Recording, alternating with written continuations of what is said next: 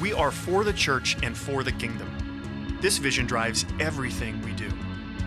There are many noble causes and institutions in this world, and we care about the future of seminaries, academies, governments, social causes, and parachurch ministries, but they are not fundamentally why we exist. We exist for the future of the church and the advancement of God's kingdom. With God's help, our students today will be the pastors, ministers, and missionaries of the global church tomorrow. We teach the Bible in the classroom so that generations of churches will be sturdy outposts of Christ's kingdom.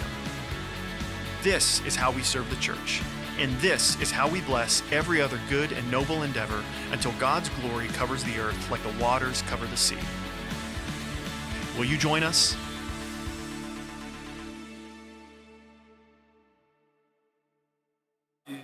On behalf of John Piper and the whole team at Desiring God, it's an honor for us to be here. It's an honor for us to give away books and to spend this time with you. So thank you for your encouragement, and thank you for the warm welcome. It's been great being on campus again. I think the last time I was here was 2018. We were trying to do the math. It was the summer, and we just came on campus. I wanted to see the Spurgeon Center. I'd heard so much about it, had never seen it.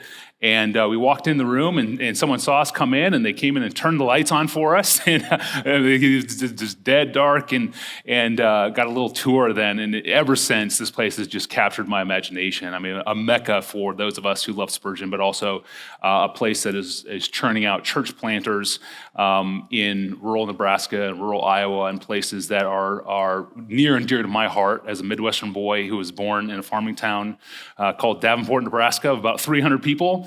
And there's a real challenge to find good Bible-believing, gospel-preaching churches in rural Nebraska and Iowa. So I just love this place for what it represents in sending out ministers into those often overlooked, hard-to-reach places. Well, this past summer, a giant deposit of phosphate rock was discovered in southwestern Norway. Why does that matter? Well, this one area in Norway now contains enough minerals to meet the global demand for batteries and solar power and solar panels for the next 100 years. A mining discovery that's a jackpot of, quote, up to 70 billion tons of the non-renewable resource phosphate, which is a key component for building green technologies that currently faces significant supply issues. 70 billion tons. Supply issues no more. And just 2 months later, it was announced the discovery of 40 billion tons of lithium found inside the McDermott caldera, which is a supervolcano on the Nevada-Oregon border here in the States. That discovery sparked headlines like this one, quote, lithium discovery in U.S. volcano could be the biggest deposit ever found. These are jackpots for the future of solar and battery power here in the States and around the world, and they should feed our worship, but they typically don't. Instead, we're conditioned to see these headlines and we go man-centered, right? This is just greedy man doing greedy things. Or we go Luddite, right? This is all of the devil. Let's just ignore it. It's of the devil.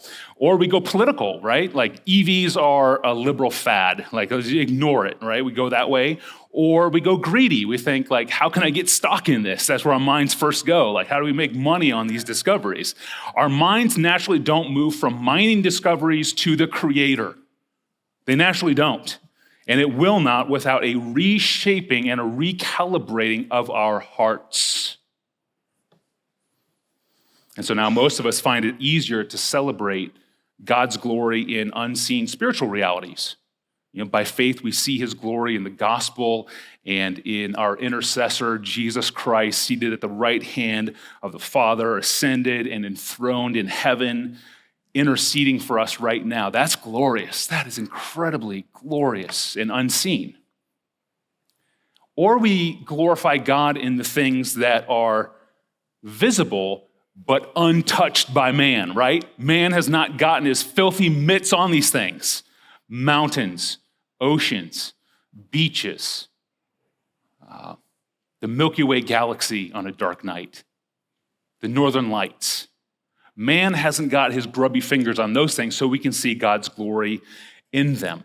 But when it comes to the elements buried deep inside the earth that we can excavate and make into shiny new metal things, God's glory diminishes. Deposits of phosphate rock and lithium, to us, our ho-hum. And by the time we take those materials and make batteries and solar panels out of them, for many believers, God has been completely rendered irrelevant. The Bible gives us new eyes to see the material world around us in places like Deuteronomy chapter 8, and that's where I want to be this morning. Deuteronomy 8, verses 1 to 10 is where I want to go. As Moses shapes the hearts of his people, Moses is getting God's people ready to live fruitfully in the promised land. People redeemed from a 430-year bondage in Egypt, then into a 40-year desert wandering period that we'll talk about this morning. It's a hard life. It's been a hard life for Israel, for God's people. But now God's people are being ready to enter this new promised land, a good land, furnished with everything they could possibly need, even for their future innovations. But their hearts aren't ready yet. So we're going to simply walk through this text beginning in verse 1, where Moses says this, quote, "The whole commandment that I command to you today you shall be careful to do, that you may live and multiply. Go in and possess the land that the Lord swore to give to your fathers." So he says, lasting life, abundant life for your obedience. That's the deal. It's a verse that beautifully sets up the gospel for us and the obedience of Jesus Christ. But for now, if Israel upholds their end of the covenant, God promises that his covenant people are going to flourish in this brand new land. They will live and they will multiply. They will become a strong nation on the earth. The small cap Lord here frames everything else we're going to study. The great I am, the great all-sufficient, self-sufficient I am who I am. This self-sufficient Lord promises to give his people the promised land, a promise that's repeated 23 times in Deuteronomy alone. This sworn land is fundamental to their national identity. This land is their national identity. And while they will flourish if they obey, they will flourish in this land if they obey. The land itself is a pure gift from the Lord. The Lord made this world from nothing. He laid the foundations of the world before any creature existed. God prepared this ground for his people. Pure gift. It's not a payment for their holiness. Chapter 9, this point will be made very clear. Israel is not earning this new land by its self-righteousness. It comes as a gift. This promised land belongs to the Lord. It's his. It's his to give. He designed it. He owns it. He's giving it as a gift of love to this people. And so Israel will take possession of it by faith and flourish in it by obedience. So Israel is warned, don't think that you're morally superior to the people who lived in this land previously to you. This land is a perpetual reminder to them of God's abundant kindness to undeserving sinners. The lesson they should have learned in the desert already, according to verse 2. "And you shall remember the whole way that the Lord your God has led you these 40 years in the wilderness, that he might humble you, testing you to know what was in your heart, whether you would keep his commandment or not." 40 years. For 40 years, God has been humbling his people, bringing them low, testing them. Because when you're brought low, your true self comes out. Pressure squeezes out what is genuinely inside of our hearts. And so God sends adversity to prove the faith of his people, to prove his people. It's like a furnace that burns away all the whatever is trivial and false and fake in our lives. God tests hearts, and he's been testing the heart of his nation. Testing proves our trust in God. Do we really trust in him or not. This whole text is about the heart. So we're going to see time and time again. So God works in the hearts of his people, humbling them even down to their daily diets. Verse 3.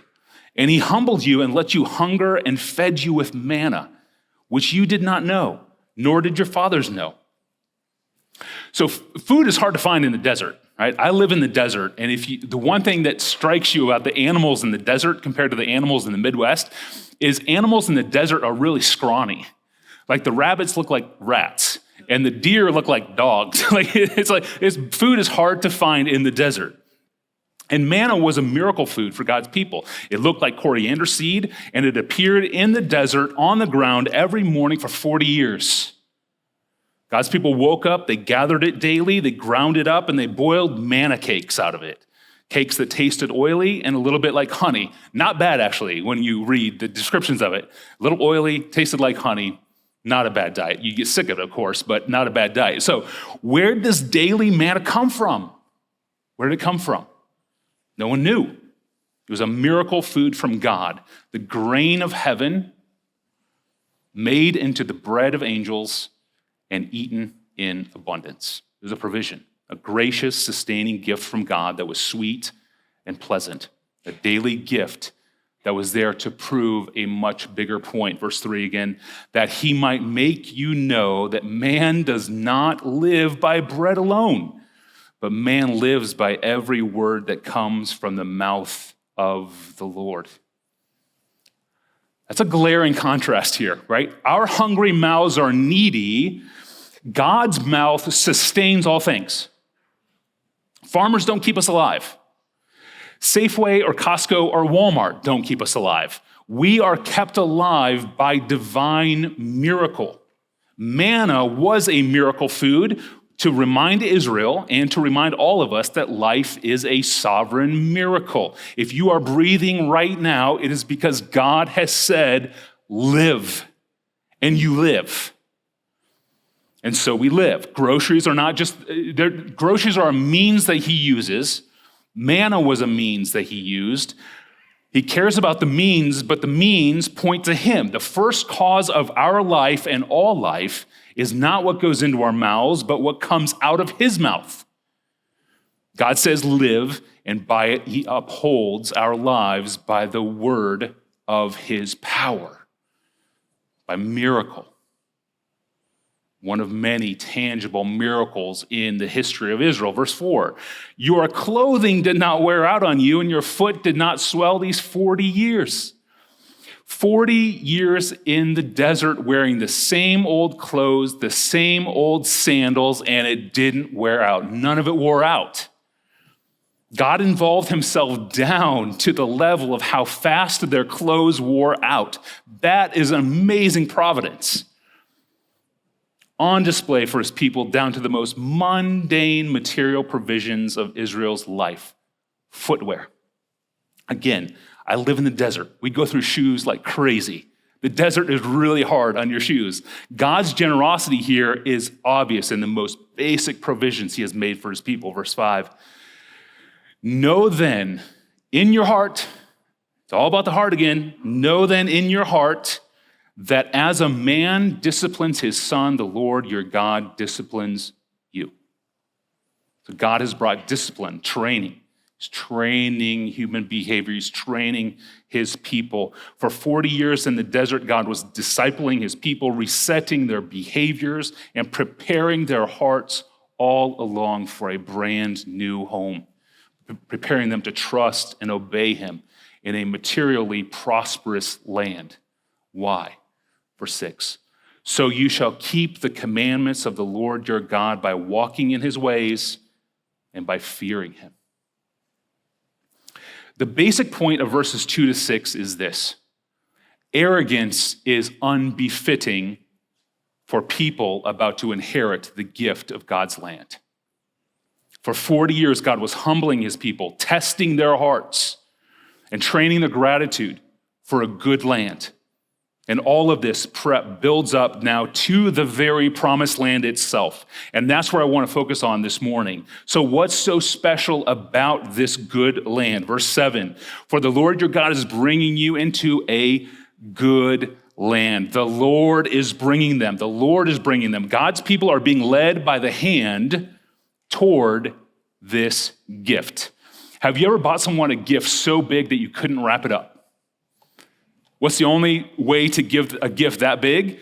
You put a blindfold on the person you're going to give it to, and then you lead that person by the hand to the gift, right? That's what we do. This is, in a sense, what God is doing.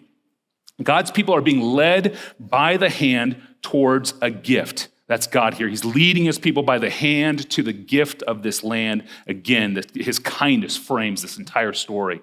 And it's not just any land. Did you notice a good land? That's the title. That's the title of this land. We typically call it the promised land. You can call it the promised land, but literally you could call it the good land.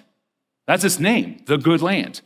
It has everything that will need to flourish. The land is useful and productive. The land is abundant and beautiful. It's fruitful and it's beautiful at the same time. And that, of course, means for any desert people, water.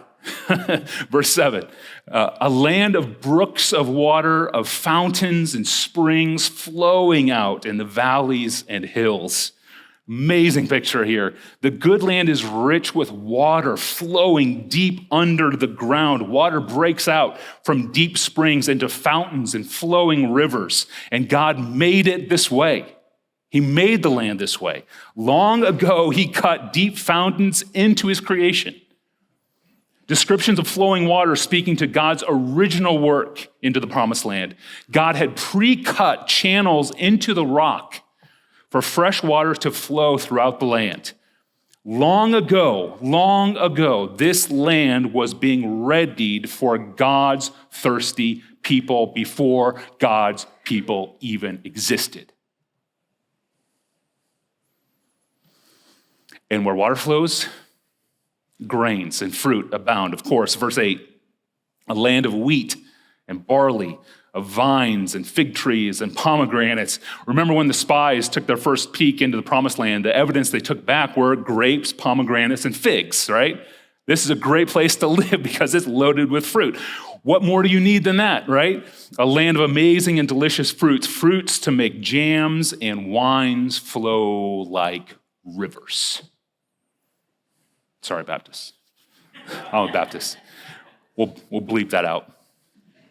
Verse 8, a land of olive trees, not just olives, literally oil-rich olives, the best olives you can imagine in the land. The land flows with olive oil. Oil for worship sacrifices, oil to anoint, oil for cooking, for baking, for skincare, for hygiene, oil for medicine to treat wounds, oil to fuel lamps and give light. Olive oil was abundantly useful for all of life, already there, prepared for God's people. Verse 8, of course, honey. A land of milk and honey, right? The land flows with milk and honey, and you can't have honey without bread. Verse 9, a land in which you will eat bread without scarcity, in which you will lack nothing. That phrase, in which you will lack nothing, is sort of a summary statement. That's the punchline here. The chief characteristic of the promised land itself is this. In this place, all scarcity and all shortage is completely negated. There's no lack here. No lack. Why? Because the land is loaded with everything you could materially imagine. All waiting. God is comprehensively aware of the entire scope of our material lives, and he makes a creation to meet it. And so the land abounds. And that means, and here's where I want to camp for a few minutes this morning, it is verse 9, a land whose stones are iron, and out of whose hills you can dig copper. We talk about it as the land flowing with milk and honey. We don't typically talk about it as the land flowing with iron and copper. It's right there in the text. This land lacks nothing because its rocks and hills are loaded with bronze and iron. Mentioned together, bronze and iron symbolize power and military might, military strength. Power and might are already in the land. Iron will be taken from stones. Iron meant wealth. It could be traded, and iron was immediately useful in all areas of life. Iron made tools for soldiers, tools for stonecutters, tools for carpenters, tools for farmers. Iron was used for axles, reinforced wheels, chariots. All of those things could be made using iron. Even more diversely useful was copper. Copper will be excavated from the hills. It will be the most commonly used material used for jewelry. It will be polished into mirrors. So I think bronze, think early mirrors. Copper mixed with tin made bronze. Bronze is a hard and durable metal. Farmers will use bronze for plow points, for threshing sledges, axes, pruning shears, yokes, sickles. Soldiers will use bronze for chains, chainmail, armor, helmets, shields, javelins, bows, arrows, and to fortify city walls and gates. Stonemasons will use bronze tools to cut and shape rock, and God's worshipers will use copper and bronze musically to make cymbals. Most importantly, David will prepare for the temple by acquiring iron and bronze in quantities beyond weighing. So David just hoards the iron and the bronze. And then his son Solomon will take that iron and bronze beyond weighing, we're told in the Old Testament, and build the temple. One to dazzle the world with its shiny copper things. Pots, shovels, basins, furniture, altars, entire doors made of bronze. Bronze hardware will be everywhere, all by God's design. God's nation has been handed all the iron and bronze needed to build the temple that gleams in the sunshine to attract the nations, to show them the beauty of Israel's God. And it is within God's redemptive history that iron and bronze and human inventiveness will find their home. Israel's unweighable abundance of iron and copper and bronze is as much a gift from God as the manna they ate in the desert every day. All these weapons, all these tools, all these decorations to beautify God's house, all of it God coded into the promised land at creation by his design. One reason the good land lacked nothing is because it was designed with all of Israel's tools and technologies needed in mind. All of Israel's future tool needs were met and pre-coded into the good land by God from the beginning of time as a gracious gift of the Creator's design given in order to shape Israel's material future. That blew my mind the first time I realized that. God's sovereign design for a nation, for any nation, is tied to its available natural resources. And who's getting the praise for the shiny metal things that a nation can build? Well, here it is in Israel's technological future, verse 10. And you shall eat and be full, and you shall bless the Lord your God for the good land he has given you. God says, I get all the praise for this. There again is its name, the good land. You see that again? The good land, a land without lack. So praise the creator of this good land. When you have all this prosperity, thank God for it. It's his generosity. You have it by his design, right? The full implications of these few verses deserve a whole book. And I think they're going to hand out that book to you as you leave. So there's a lot more to say, but here are 4 statements that I think only the people who treasure God, who believe in God, who know there's a creator, there's 4 things that we alone in this world can affirm. And I want to go through those 4 affirmations as we close. Number 1, follow human inventions back to the creator. Follow human inventions back to the creator. The one who laid the foundations of the world is the one who dug deep channels for water, and the one who channeled that water infused into his creation is the same God who infused iron and copper into that creation for his people's material prosperity. God put iron and copper in creation to inspire us to build with iron and copper. Israel's future inventions are coded in creation. So where does material technology come from? Where does technology come from materially? The Lord. God's sovereign plan for each nation unfolds according to the available resources that nation has been given. It was the Creator who suggested, let's put 70 billion tons of high-grade phosphate in southwest Norway. It was the Creator who said, let's put 40 billion tons of lithium in Nevada for them to find in 2023. That's one way the Creator sovereignly guides the future of nations, by how he designs his creation. If you think that's only true for Israel and not Europe, I will add a quote from our friend Spurgeon. I'm going to add Spurgeon into our chat. I can't talk technology without a Spurgeon quote. He literally takes my breath away when I read phrases that Spurgeon says historically.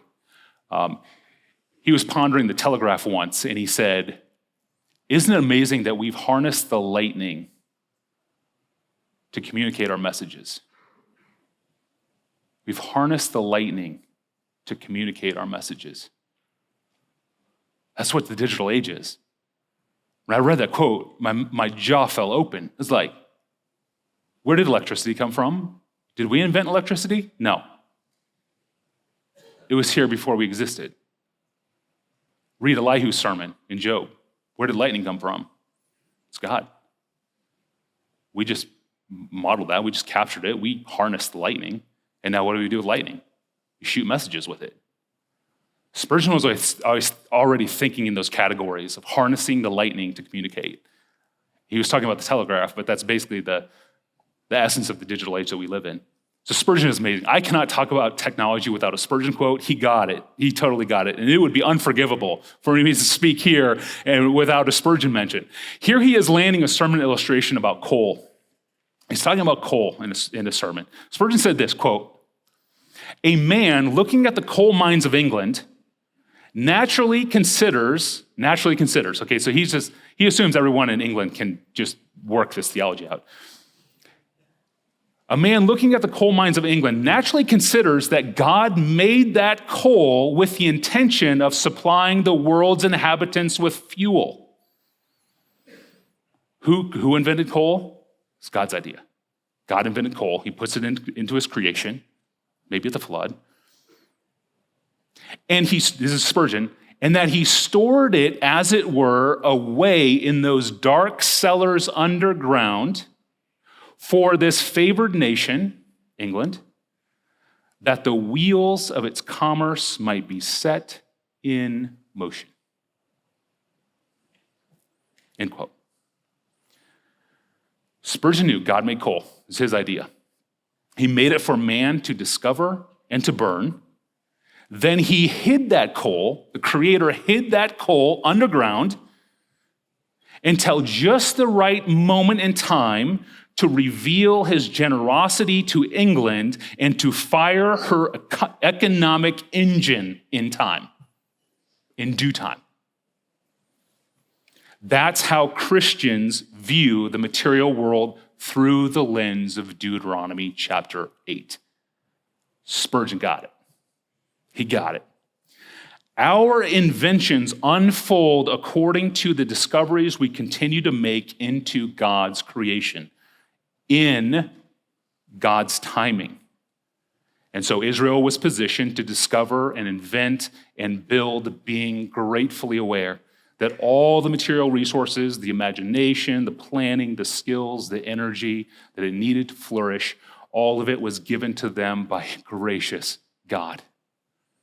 God governs the unfolding story of nations, of Israel and of Norway and of the United States, by governing the story of human inventiveness by how he designed the creation.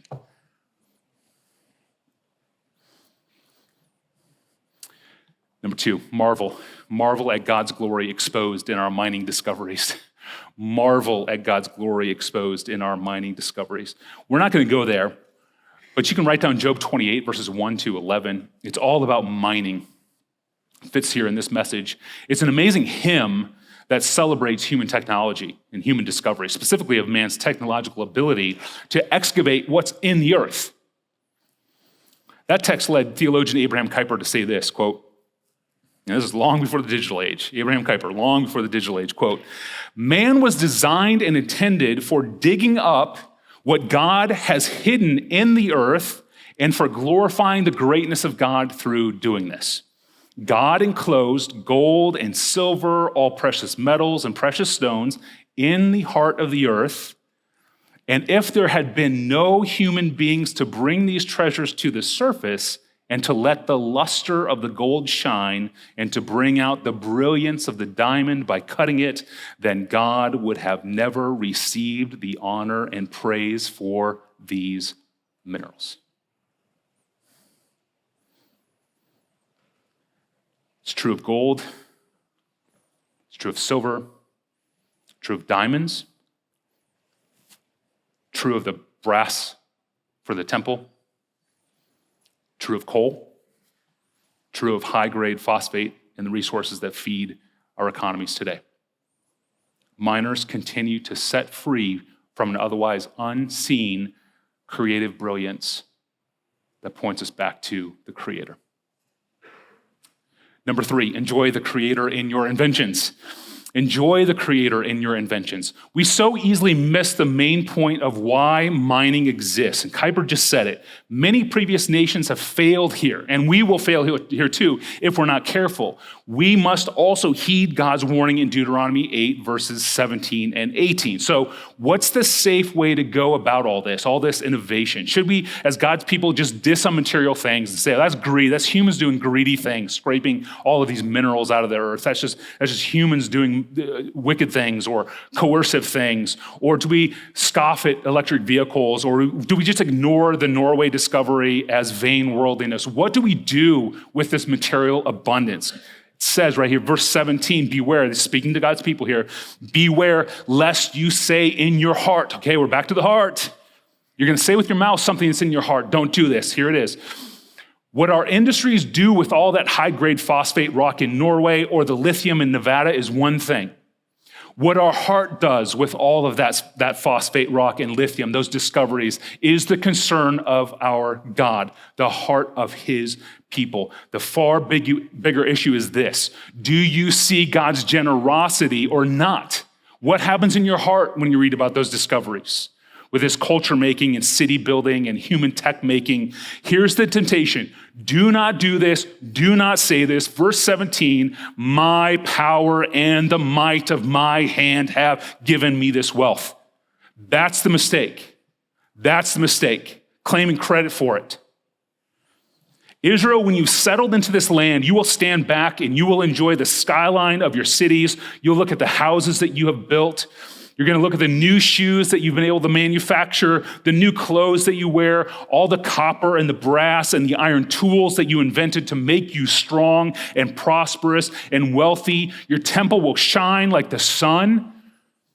You will see oil and wine flowing from your industry. You will see farmers hauling carts of grain. You will see bakeries full of bread. Your markets will be full of food. You will make banks and financial systems and succeed in international trade. And if you fail to see God's generosity in all of it, you are an idolater. The only explanation for why anything in this world works, why technology works, why iPhones work, why our cars work, our computers work, our batteries work, why we can generate wealth, is all owing to the power and generosity of God in the creation he gave us. Instead, verse 18, you shall remember the Lord your God, for it is he who gives you power to get wealth. I would have expected him to say, praise me because I gave you the raw materials. God claims the glory here for every penny of Israel's wealth. He claims credit for the ultimate final product of all of Israel's industry. So you say, what does God want praise for? The sickle? All the tools that the farmer uses, or all the bread, or all the olive oil? Like, what is God claiming credit for? He's claiming credit for the entire economic momentum of Israel. It's all because of him. He gets the power, he gets the praise for all the power and the wealth of Israel. He claims it all. Every single penny he claims. He claims credit not merely for the iron and the copper buried in the ground, or the phosphorus and lithium buried in the ground, but for the power to excavate these materials, and then he claims credit for the wealth generated by whatever we turn those things into. He wants credit for it all. Solar panels and batteries, he's claiming credit for it. Why? Because all industrial wealth is traced back to its first cause, God's generosity in his creation. The God who gives out manna day by day in the desert is the same God who plants mineral deposits to spur Israel's creativity and to spur us forward in our batteries, our solar panels, and economic wealth, all that same God, same generosity. Do you see it? You see it. Or is it just Silicon Valley's power? It's a human power doing that. Every nation is held accountable here. Verses 19 to 20, I think, suggest that. You don't do that, you get booted out of the land. Everything we make spotlights God's abounding generosity. So build houses, burn coal, make batteries and solar panels if you want to, build economic systems, engage in international trade, grow trees for lumber to build homes, harness the lightning and electrify your cities, replicate the sun in nuclear fusion, listen as the Creator helps you max out your farm yields, make new things out of metal, make new cars, make EVs if you want, make more comfortable clothing materials, make new gadgets, and when you do all of it, people of God, enjoy God in it and see his generosity in those gifts. God never assumes his people will do this well. The assumption here is God's people don't do this well. God's people grow blind to his material generosity. If we hold our iPhone up and we can't see God's generosity in it, what excuse do we have? This world will condition us to see, as Christians, to see mining headlines and to think man-centered thoughts. This is corporate greed, greedy men doing greedy things. Or Luddite thoughts. This is all of the devil. I'm going to ignore this. Or we go political. EVs are a fad. Or we go greedy, right? How do I get stuck in this? I want to capture some money in this. Not altogether wrong, but if that's where your heart goes first, that's wrong. We're wired to do everything but move from mining discoveries to the iPhone to the Creator's generosity. We find that so unnatural. The world doesn't help us to do that. And Deuteronomy 8 corrects us. Finally, number 4, employ your inventions to reach the nations. And employ your inventions to reach the nations. We often make the mistake of thinking technology is outside of redemptive history and inconsequential to the church. We see in Deuteronomy 8 and several other texts in the Bible, this is not true. God tells us a story of human inventiveness. Silicon Valley is not just humans doing human things. It's not just Babel. It's not a rebellion. Just ignore it. When we open our Bibles, we find the story of human innovation woven right into redemptive history. It's woven right into it, as God claims credit for everything we make out of metal, our gadgets, our cities, temples, homes, economies. Technology is there, but not as some intruder into God's redemptive plan, but as a servant within God's redemptive plan. We have tech because we have a mission. We have tech because we have a mission. There's a world of lost sinners to reach, and so the temple needs brass, and the missionary's bush plane needs gas. The temple needs to gleam, and the missionary needs gasoline to get a bush plane into remote places. And God is the first cause of both the brass and the gasoline. The best of our inventions are missionally useful. The best of them. Israel's iron and brass was meant to attract the nations. And in the story of the church, we could talk about the history of metallurgy and the iron nails that were used on the cross, or the invention of the Greek language to codify a far-reaching tongue, or the brilliance of the Roman road, or of wooden ships, or the Codex Bible, or the printing press, or steam trains, steam ships, fossil fuels, combustion engines, off-road trucks, bush planes, everything needed to pull off a Spurgeon sermon, right? You need some sort of engineering so that 3,000 people can come hear Spurgeon, right? That's innovation. A Billy Graham revival meeting, right? You get 100,000 people in a huge stadium so that Billy Graham can preach the gospel. That requires all sorts of technology, right? Or to show the Jesus film in a dark village. Or to broadcast the gospel on AM, FM radio. Or for digital media to enter closed and remote countries through smartphones. Which is happening, we know, at DG all over the world. In closed Muslim countries, John Piper sermons are getting through and being heard.